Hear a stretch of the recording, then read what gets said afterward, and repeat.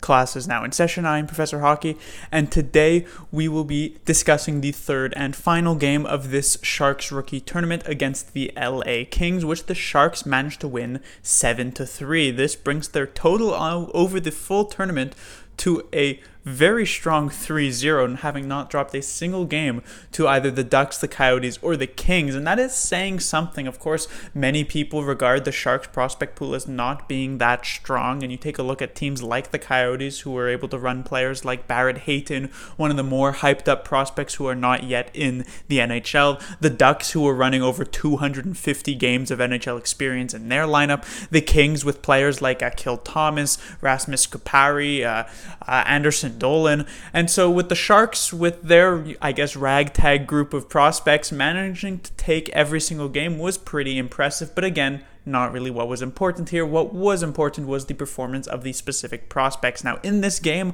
a lot of the bigger prospects for the Sharks actually did not play. Chekovich didn't end up playing. I don't know if this was likely just, again, due to this injury, but also Ryan Merkley sat out, Mario Ferraro sat out, Joachim Blickfeld sat out, and so there were still a couple of players who actually played all three games, but these bigger names players who I've been mentioning in basically the first two videos didn't actually come in. So one of them who did was Sasha Chmelevski, who once again basically performed at the same level as the previous game. It was a pretty average game. There was one pretty nice play in the third period.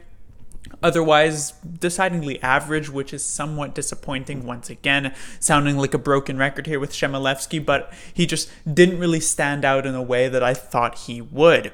A couple of players who I mentioned last game and who actually performed even better in tonight's game, that would be Jake McGrew and Noah Gregor. They were a duo on the first line, and they were extremely impressive, especially in the first period where these two looked like the two best players on the ice. In the second and third period, I thought the Kings were very likely the better team there, but McGrew and Gregor in the first period looked quite strong. There was some good speed. There was some nice moves from both of those players. So in the previous game, I said it didn't look like they had any sort of real NHL ceiling, that they could maybe be a couple of depth guys. Maybe that was a bit too soon to say. Both players, I would still say, likely wouldn't be much more than depth guys, but you never know. There was some flashes of brilliance in this game against the Kings. Another player who I probably should have mentioned earlier, he played in all three games. It's Artem Ivanushchenkov. That is a full last name, Ivanushchenkov. I was also surprised.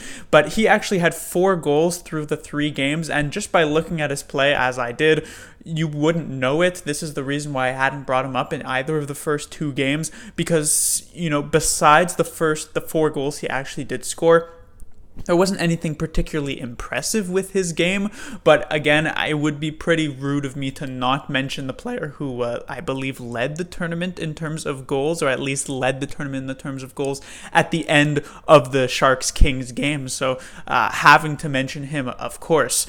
2 players who I was quite fond of in the first game, Tony Sund as well as Thomas Gregoire, made their returns here in the third game against the Kings. I thought Thomas Gregoire was fantastic in the first period as well. The second and third periods were actually not that great for him. There were a few too many defensive mistakes, some really big defensive mistakes.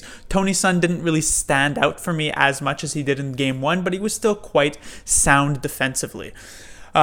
Finally, I will actually mention the goaltender for the San Jose Sharks in this game, the goaltender who I was really looking forward to see play throughout this entire tournament. That would be Zachary Amon. So Shortridge got the first game, Sawchenko got the second game, and Amon was probably the more hyped up rookie prospect, as I said, probably because of his extremely strong performance, being a sort of backup in the QMJHL for their best team. And he was actually quite good. He was probably the best goalie of the 3 this weekend. I thought he made some very, very key saves in the second and third period, so while he did let in 3 goals, he probably could have let in even more if he wasn't at the top of his game or close to that, because as I said, while the Kings were quite weak in the first period and the Sharks were basically all over them, their second and third periods were very, very good, and some of their top name prospects, as I mentioned earlier in the video, like Kupari, like Thomas, really began to show up. And if it wasn't for Amon, this could have been a crazy 6-6 or even 7-7 game. So I was pretty impressed. Again, a thing that I said with Shortridge, with Sawchenko.